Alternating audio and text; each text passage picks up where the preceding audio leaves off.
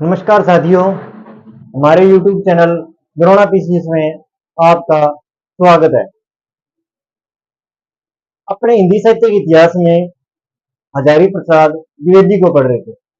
उन्होंने कौन से ग्रंथ लिखे, कितने भागों में बांटा, इनके बारे में पिछली वीडियो में चर्चा की थी। उससे पहले रामचंद्र शुक्ल के बारे में पढ़ा था। हजारी प्रसाद द्विवेदी ने आदिकाल को आदिकाल नाम दिया था, इसके बारे में भी पढ़ चुके थे। तो देखो, हम किसके बारे में पढ़ेंगे? डॉक्टर हजारी प्रसाद द्विवेदी।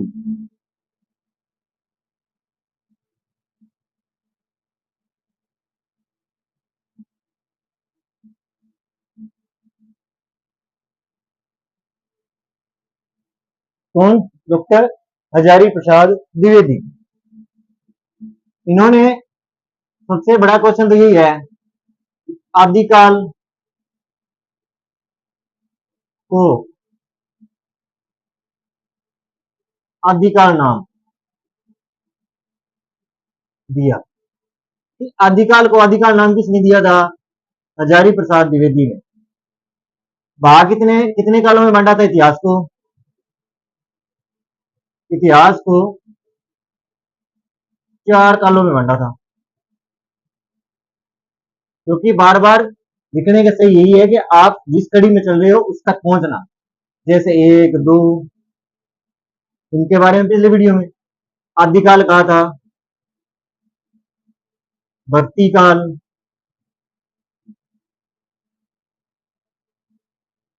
रीति काल और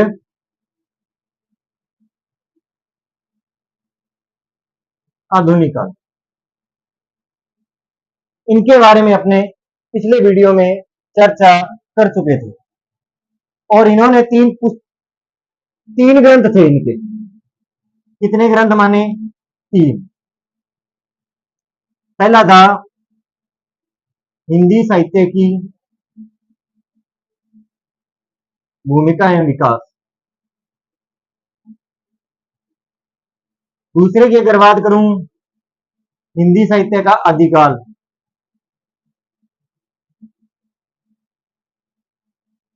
तीसरे की अगर बात करूं, हिंदी साहित्य का उद्भव एवं विकास।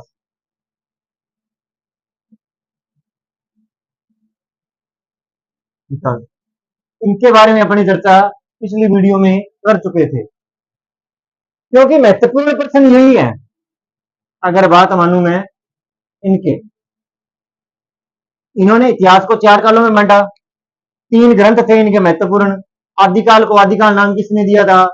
हजारी प्रसाद द्विवेदी ने नाम दिया था। अब बात करते हैं आचार्य रामचंद्र शुक्ल की।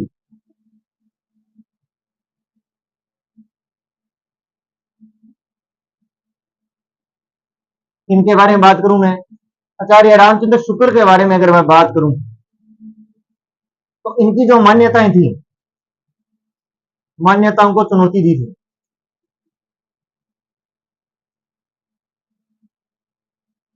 किसने दी थी?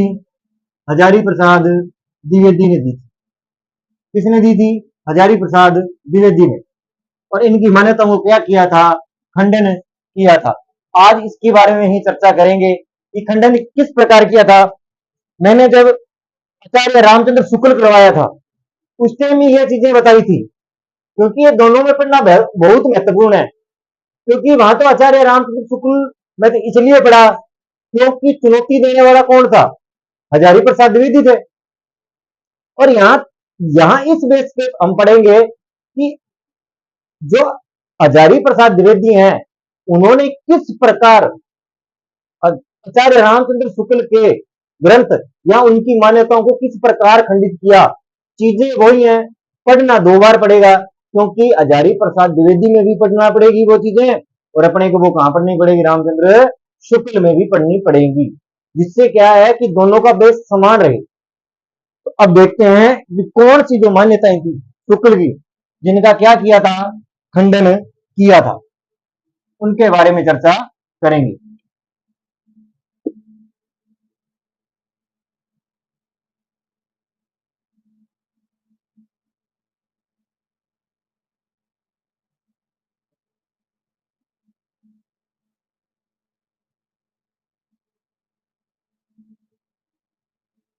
अब देखो,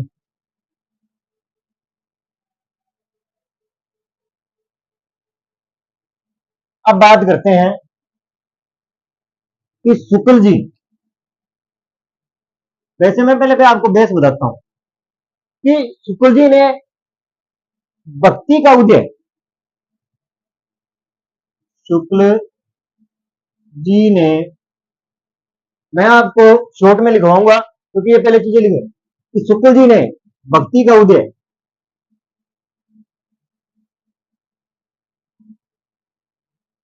भक्ति का उदय कहां से माना था?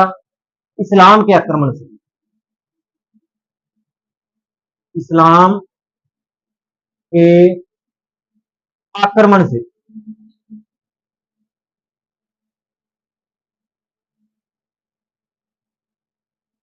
किससे माना था?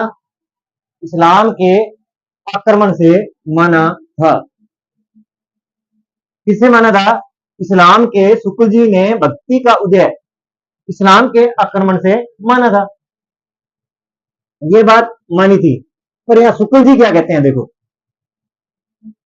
द्विवेदी जी क्या कहते हैं।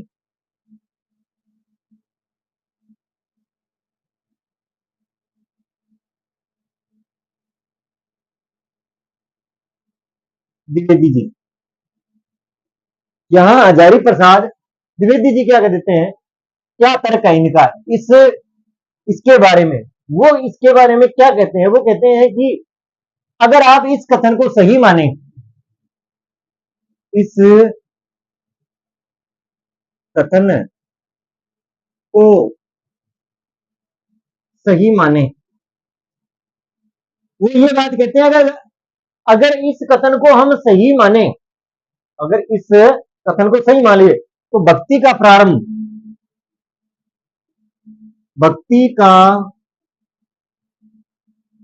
भक्ति का प्रारंभ सिंध प्रांत से होना था।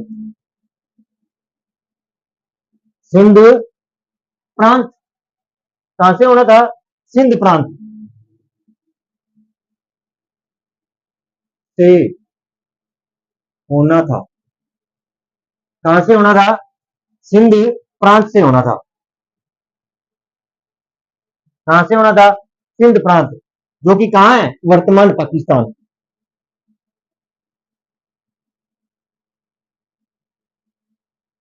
पाकिस्तान, वर्तमान पाकिस्तान, क्योंकि मुसलमानों ने सबसे पहले आक्रमण यही किया था। मुसलमानों मुसलमानों ने सबसे पहले पहले आक्रमण सबसे पहले आक्रमण यहां आक्रमण किया था। उन्होंने सबसे पहले आक्रमण किया था, क्योंकि मुसलमानों ने सबसे पहले कहां आक्रमण किया था?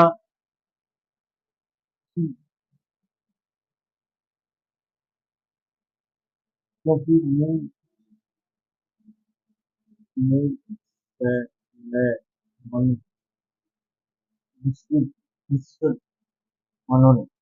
मुसलमानों ने मुस्लिमों ने सॉरी, मुस्लिमों ही आएगा, मुस्लिमों मुस्लिमों ने सबसे पहले आक्रमण यही किया था। पर भक्ति का प्रारंभ कहां से माना जाता है? भक्ति का भक्ति का जो जो प्रारंभ है वो दक्षिण भारत से माना जाता है। दक्षिण भारत से माना जाता है। कहां से माना जाता है? दक्षिण भारत से माना जाता है। कहां से माना जाता है? दक्षिण भारत से माना जाता है। द्विवेदी जी के अनुसार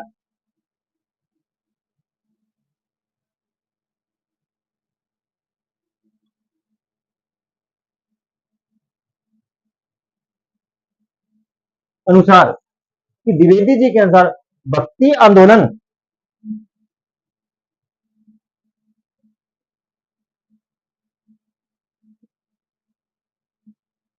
भक्ति आंदोलन है, जो भक्ति आंदोलन है, भारतीय चिंतन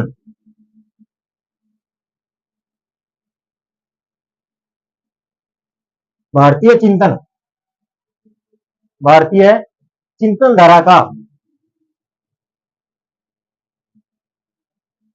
धारा का स्वाभाविक स्वाभाविक स्वाभाविक विकास है विकास है क्या है? स्वाभाविक विकास है कि द्विवेदी जी के अनुसार भक्ति आंदोलन भारतीय चिंतन धारा का स्वाभाविक विकास है, कि कहीं इस्लाम या कहीं से भी नहीं हुआ है, कि शुक्ल जी ने भक्ति का उदय कहां से माना? इस्लाम आक्रमण से। कहां से माना? इस्लाम आक्रमण से। द्विवेदी जी ने इसकी आलोचना करते हुए कहा कि अगर इस कथन को सही माना जाए तो भक्ति का प्रारंभ सिंध प्रांत से होना चाहिए था, जो कि वर्तमान कहाँ है? पाकिस्तान में। मुस्लिमों ने सबसे पहले आक्रमण यही किया था। भक्ति का आरंभ दक्षिण भारत से माना जाता है। द्विवेदी जी के अनुसार भक्ति आंदोलन भारतीय चिंतन धारा का क्या है? स्वाभाविक विकास है। अब देखते हैं इसमें आगे।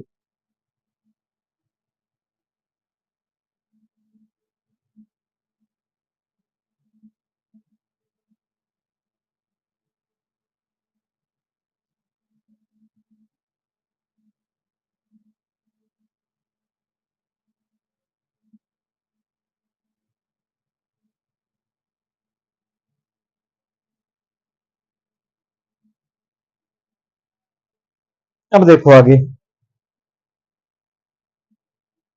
अब अपनी बात करते हैं, कबीर को इन्होंने महत्वपूर्ण स्थान दिया। कबीर को कबीर को इन्होंने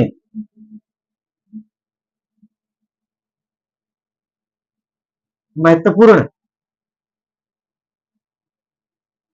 कबीर को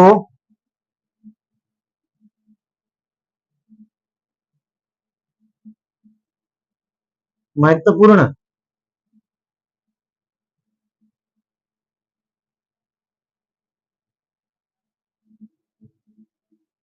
कबीर को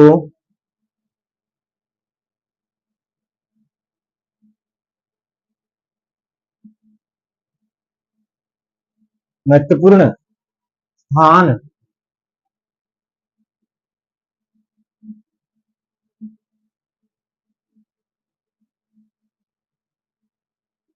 महत्वपूर्ण स्थान दिया। क्या दिया? महत्वपूर्ण स्थान दिया। तथा तथा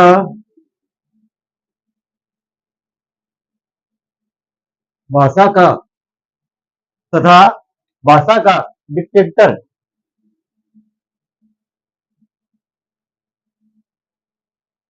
डिक्टेटर डिक्टेटर बताया। तानाशाह।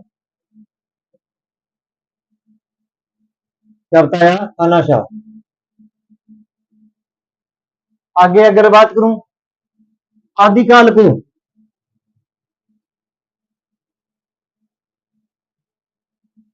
आदिकाल को विरोधी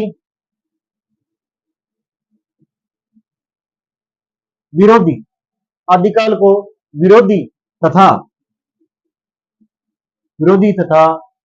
व्याघातों व्याघातों व्याघातों का काल कहा। का काल कहा। आगे अगर बात करूं, उन्होंने अब्दुल रहमान को उन्होंने इन्होंने इन्होंने अब्दुल रहमान को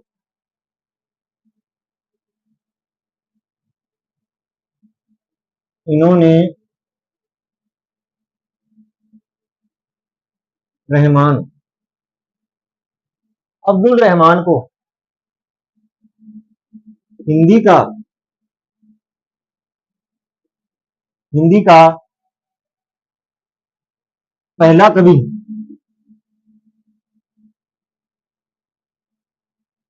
पहला कवि माना पहला कवि माना तथा प्रेमाख्यान प्रेमाख्यान परंपरा प्रेमाख्यान परंपरा का प्रथम कवि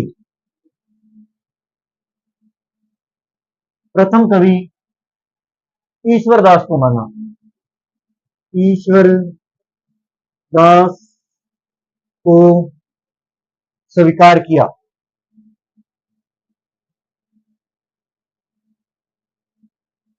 किसे स्वीकार किया ईश्वर दास को स्वीकार किया कि कबीर को महत्वपूर्ण स्थान दिया तथा भाषा का डिक्टेटर बताया आदिकाल के विरोधी घातों का काल कहा इन्होंने अब्दुल रहमान को हिंदी का पहला कवि माना प्रेमाख्यान परंपरा का प्रथम कवि किसे माना ईश्वर दास को माना किसको माना ईश्वर दास को माना किसे माना ईश्वर दास को माना अब बात करते हैं आगे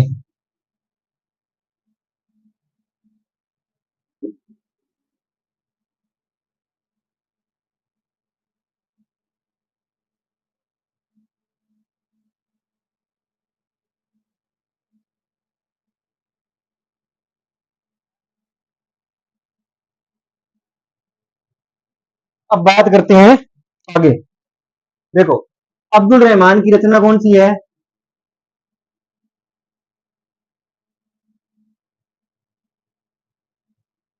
अब्दुल रहमान की रचना है संदेश राष्ट्रक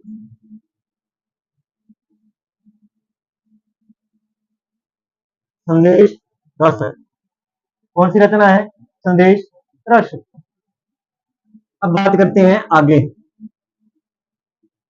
आगे इसके बारे में बात करें तो आचार्य रामचंद्र ने अपभ्रंश और जैन साहित्य को धार्मिक साहित्य के दास में स्थान नहीं दिया आचार्य शुक्ल ने आचार्य शुक्ल ने अपभ्रंश अपभ्रंश व जैन साहित्य को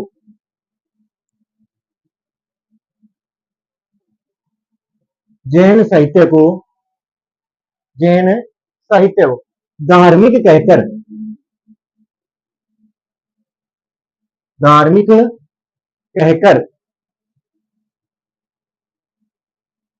धार्मिक कहकर साहित्य में स्थान नहीं दिया साहित्य के इतिहास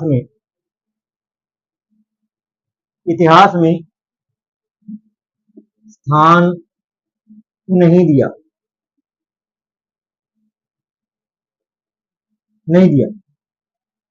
तो देखो इस पर क्या तर्क है देखो द्विवेदी जी ने क्या तर्क दिया देखो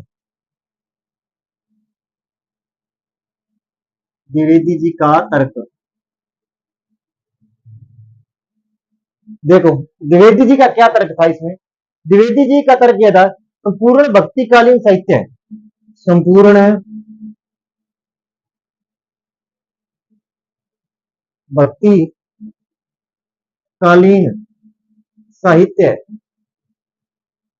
भक्तिकालीन साहित्य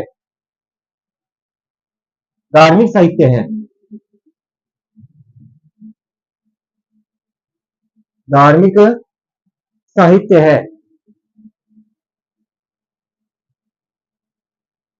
धार्मिक साहित्य है यदि उसे साहित्य में स्थान दिया जा सकता है यदि उसे साहित्य में स्थान दिया जा सकता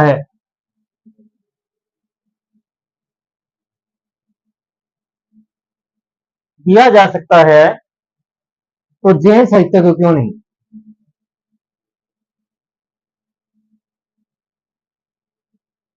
को क्यों नहीं? ये तर्क किसका था? ये तर्क था हजारी प्रसाद द्विवेदी जी का, कि आचार्य रामचंद्र शुक्ल ने अपभ्रंश जैन साहित्य को धार्मिक कहकर साहित्य में स्थान नहीं दिया, पर द्विवेदी जी ने क्या तर्क दिया कि अगर भक्तिकालीन साहित्य को, जो भक्तिकालीन साहित्य है वो भी क्या है? धार्मिक साहित्य है। यदि उस साहित्य को स्थान दिया जा सकता है तो फिर जैन साहित्य को स्थान है क्यों नहीं दिया जा सकता? यह तर्क किसने रखा था? हजारी प्रसाद द्विवेदी ने तर्क रखा था। अब बात करते हैं आगे।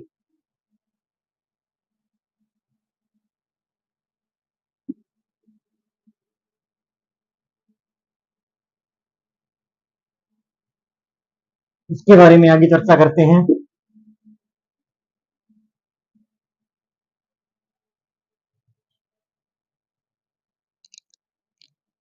अब मैं आगे अगर बात करूं इसके बारे में, तो गणपति चंद्रगुप्त, गणपति चंद्रगुप्त,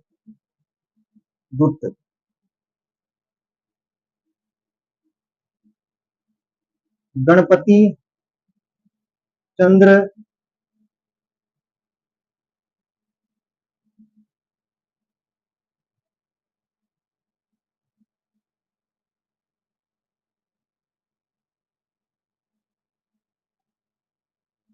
गणपति चंद्र गुप्त, बात करूं गणपति चंद्र गुप्त ने क्या कहा है इसके बारे में, कि द्विवेदी जी पहले व्यक्ति थे,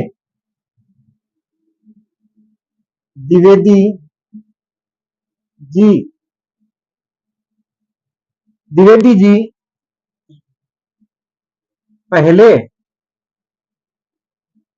व्यक्ति थे, कि द्विवेदी जी पहले व्यक्ति थे जिन्होंने जिन्होंने आचार्य रामचंद्र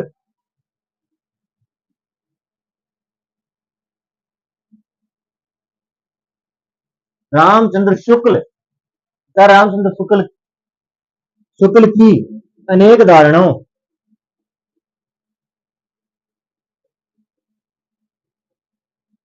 अनेक धारणाओं और मान्यताओं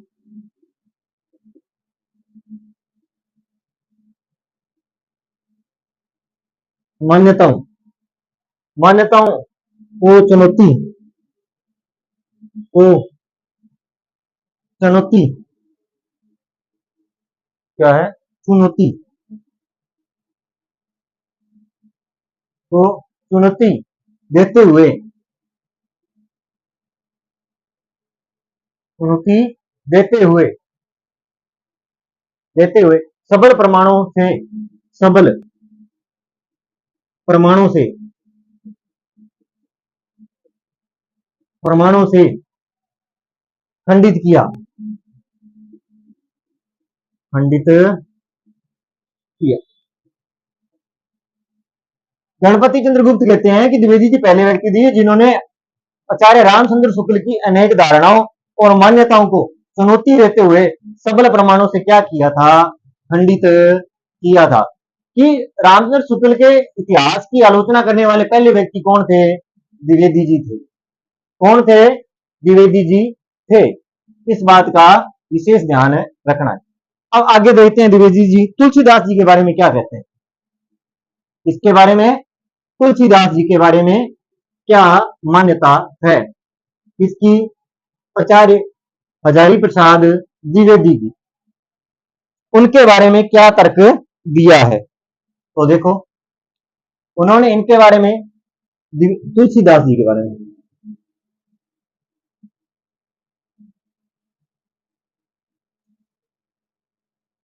जी के बारे में द्विवेदी जी क्या कहते हैं कि लोकनायक, इसको ऐसे मत लिखो, आप ऐसे लिखो, द्विवेदी जी ने तुलसीदास जी के बारे में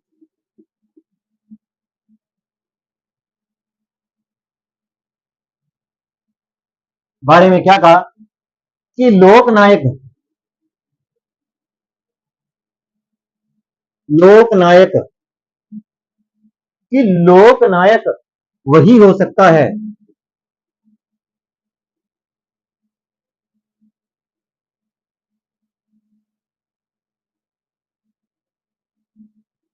लोकनायक वही हो सकता है कि लोकनायक वही हो सकता है जो समन्वय करने की जो समन्वय करने की समन्वय करने की अपार करने करने का ही नहीं है ये का है करने का अपार धैर्य अपार धैर्य आया हो लेकर आया हो तुलसी का संपूर्ण साहित्य है तुलसी का संपूर्ण लेकर आया हो और तुलसी का संपूर्ण साहित्य है समन्वय समन्वय समन्वय समन्वय की विराट चेष्टा विराट चेष्टा विराट चेष्टा है कि लोकनायक वही हो सकता है जो समन्वय करने का अपार धैर्य लेकर आया हो तुलसी का संपूर्ण संपूर्ण काव्य संपूर्ण काव्य संपूर्ण काव्य समन्वय की विराट चेष्टा है कि इनका जो संपूर्ण साहित्य है या काव्य है संपूर्ण काव्य या साहित्य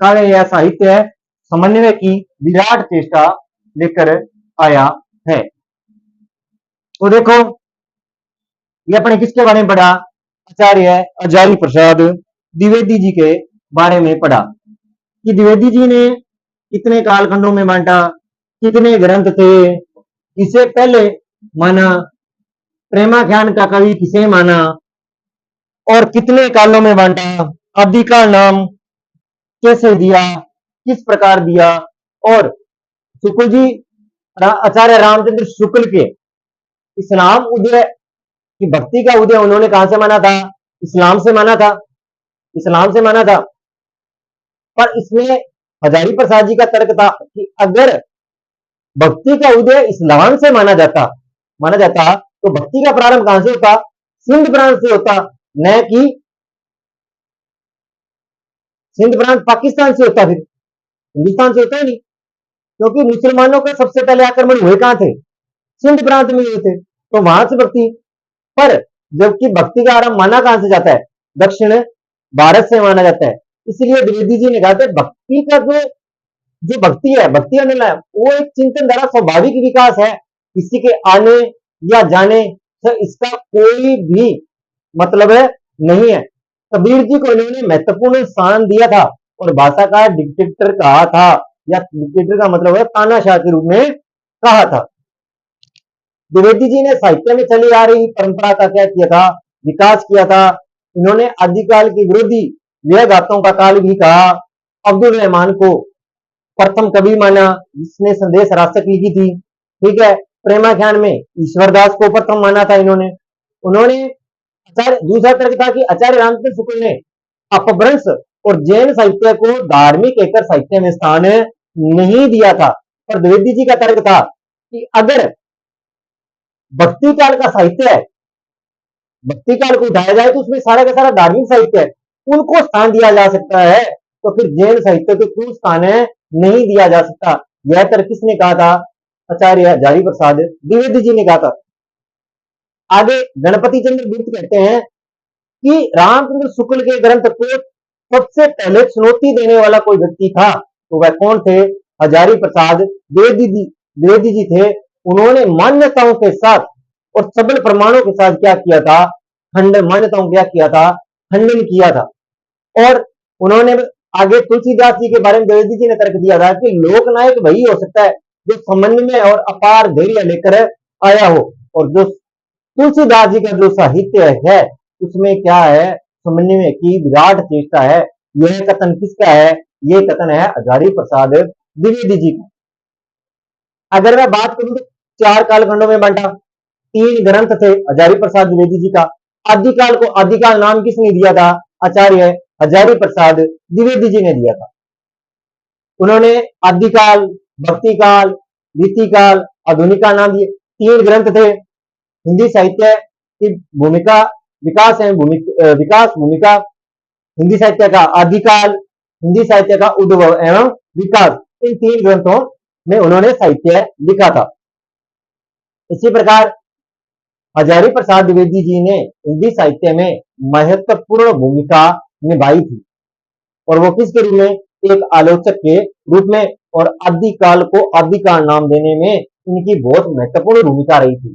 किसकी? हजारी प्रसाद द्विवेदी जी की। तो आज के लिए इतना ही। अगर आपको मेरी क्लास अच्छी लगी हो तो चैनल को सब्सक्राइब करें, लाइक करें, कमेंट करें। धन्यवाद।